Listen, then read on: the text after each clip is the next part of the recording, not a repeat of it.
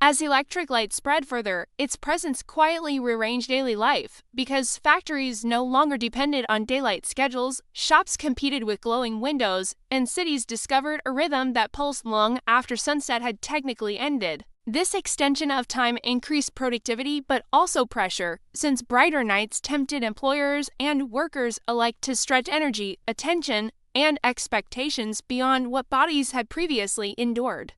Homes responded in subtle ways, as evenings filled with activities once reserved for afternoons, blending work, learning, and rest into longer, less clearly divided days. Children noticed the change through homework completed under steady lamps, while parents adjusted routines that no longer bowed automatically to darkness.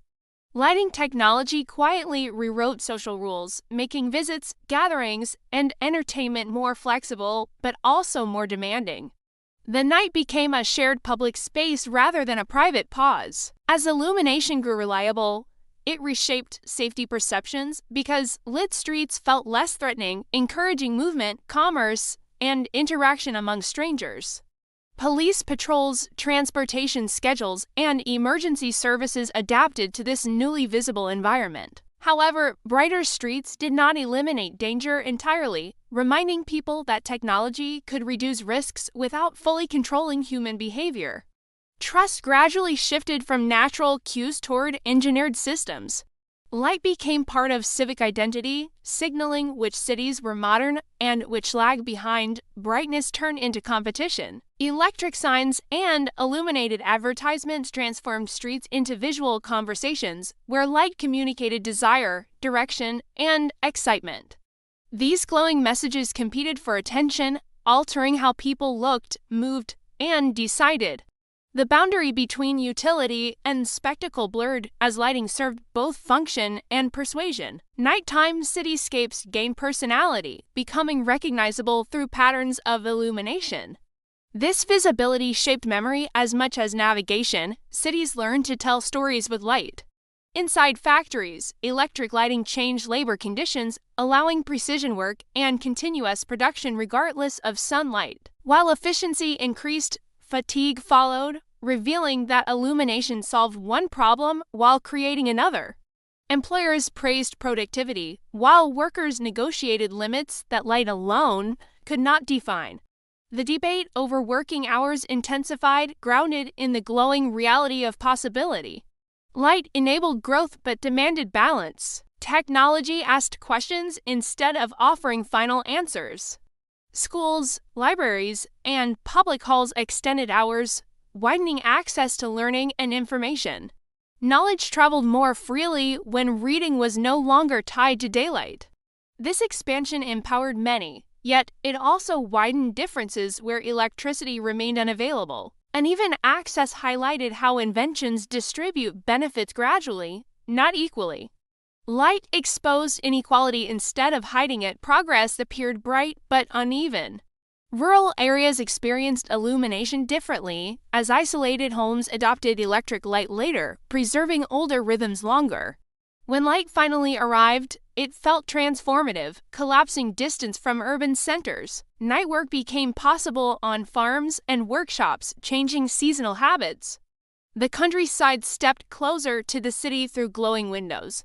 This convergence reshaped national identity. Light connected landscapes psychologically before physically. Culturally, electric light influenced art, literature, and imagination because nights no longer symbolized only mystery or fear. Artists explored illuminated scenes, while writers reimagined settings once ruled by shadow. Darkness became a choice rather than a condition. This shift altered emotional language surrounding night. Even dreams seemed brighter. Light redefined symbolism. Yet constant brightness introduced new concerns, including disrupted sleep, overstimulation, and loss of natural cues. People began noticing that something gained always replaced something lost. Stars faded behind city glow, reminding humanity of trade-offs hidden in progress. Nature receded quietly from view. Questions emerged about limits. Awareness followed illumination. Technological improvements continued as bulbs became efficient, durable, and widely affordable. Light spread globally, crossing borders alongside industry and communication. Different cultures adapted lighting to existing customs rather than abandoning them entirely. Illumination blended into tradition. Technology learned to coexist with habit, change softened over time. Eventually, electric light felt ordinary, almost invisible, because what was once miraculous became expected. Children no longer questioned its presence. The invention that reshaped night slipped into the background of daily life. Success hid its own origins. History faded into routine. Only stories preserved wonder. Looking forward from that quiet familiarity, new technologies began building on the foundation light created. Extended hours supported global communication, constant motion, and rapid exchange of ideas. The shrinking of distance depended partly on illumination. Light enabled connection. It prepared the world for constant activity. Brightness opened doors beyond itself. In this way, electric lighting did more than illuminate spaces. It altered how humans imagined time, possibility, and control. The night transformed from boundary into canvas. Progress learned to glow softly rather than blaze suddenly.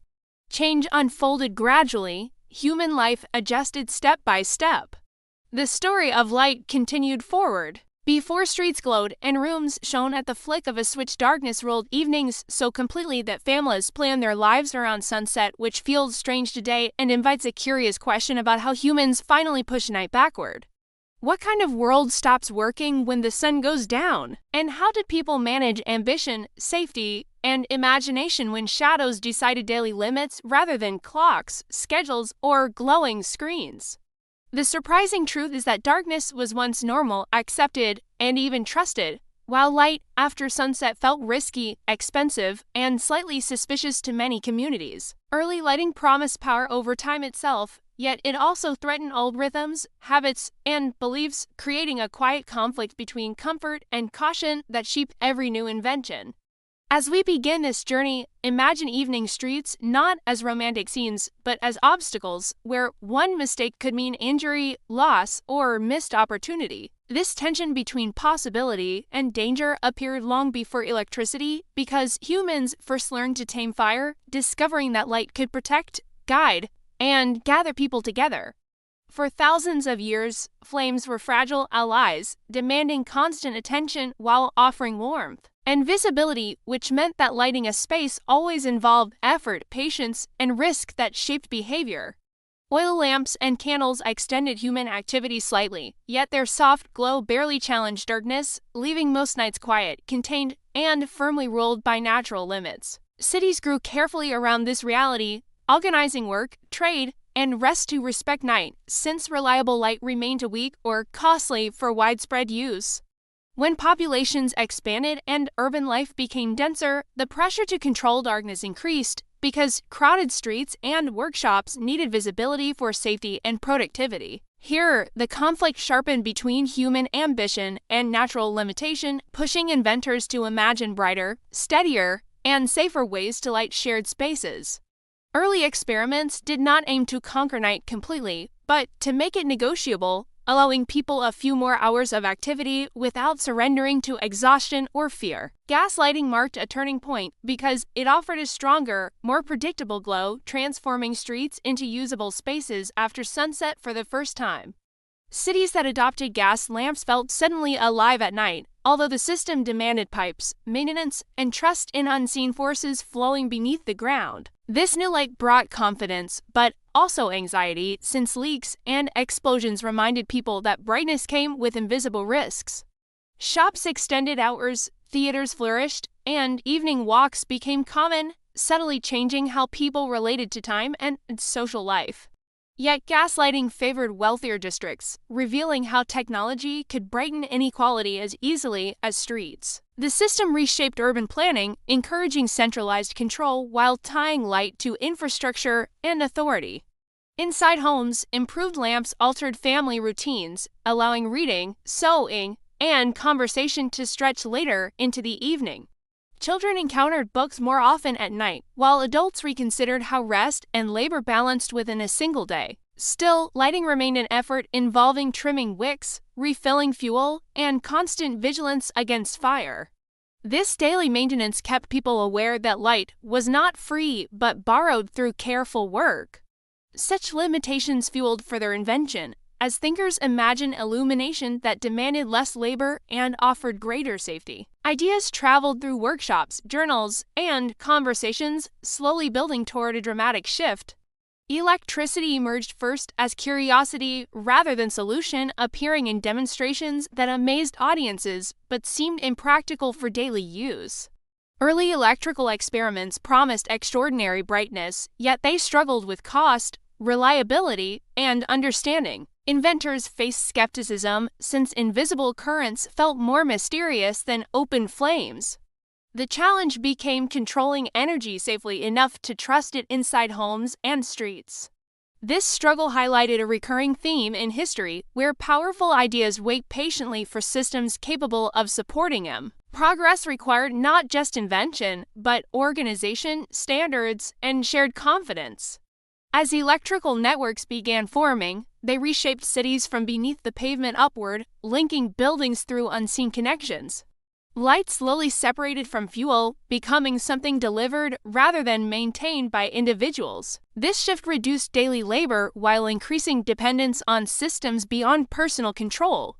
People traded independence for reliability, often without fully realizing the exchange. Night gradually lost its authority as streets, factories, and homes grew steadily brighter.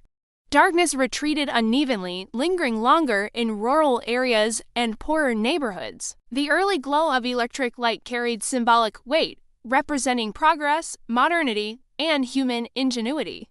Public celebrations used illumination to signal advancement, turning light into a message as well as a tool. Yet not everyone welcomed endless brightness, fearing disruption to sleep, tradition, and natural order. Debates emerged about health, morality, and the proper limits of technology. Lighting became a social question, not merely a technical achievement. Each glowing bulb reflected values as much as engineering. By the time electricity entered daily routines, people had already adapted expectations about time and productivity. Workdays lengthened, leisure shifted, and cities pulsed with activity beyond daylight hours. Children grew up assuming that darkness was optional rather than absolute. This mental shift mattered as much as physical illumination. Light changed how humans imagined possibility. The foundation was laid for transformations still unfolding.